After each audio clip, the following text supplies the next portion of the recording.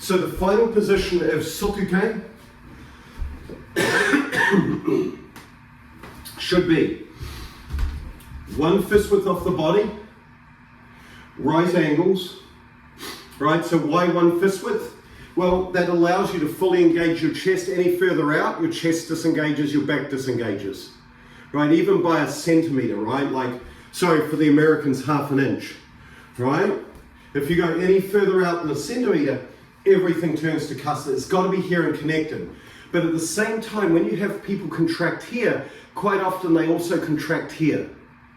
You've got to make sure they're out at right angles. Why right angles? If I lift up a really heavy weight, so here we go, I have my 2.5 pound weight, right, because I'm super strong. The hardest part of the lift when I'm doing a bicep curl is here to here. And the other part that's really hard is from here to here. The reason is that the way that your muscle fibers work is you have actin and myosin filaments, right, basically that join the muscle. And what they do is they effectively hold hands and they kind of row over each other, right, to connect. So when you imagine my arm all stretched out, it looks like this. When I get to the halfway point, notice how I've got all of this contact between my fingers?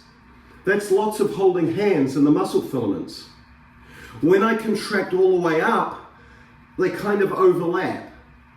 Notice how I've actually got less contact between my fingers. So this is why when I'm out here, really kind of weak, really hard to pull. When I'm here, really hard to pull, but through the middle, everything's good.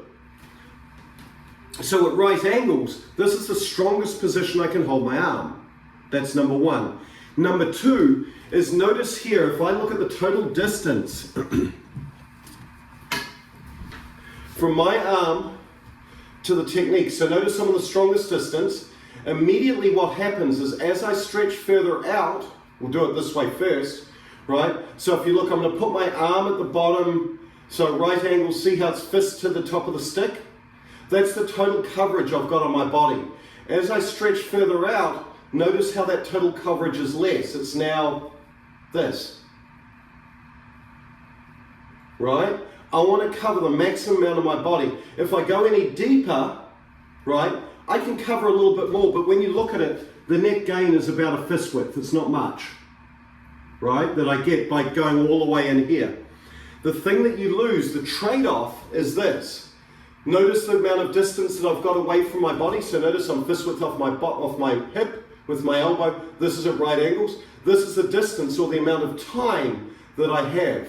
If I go further out, I gain time. If I come closer in, I lose time. It only takes them this amount of time to hit me. Distance and time are related, right? If I'm out here, now I have all this time to be able to react. So when you look at it, this is why this position is so incredibly important, is that it gives you this amount of time, the strongest position for the elbow muscularly, right? And the biggest coverage for my body. It's the best of all three dimensions.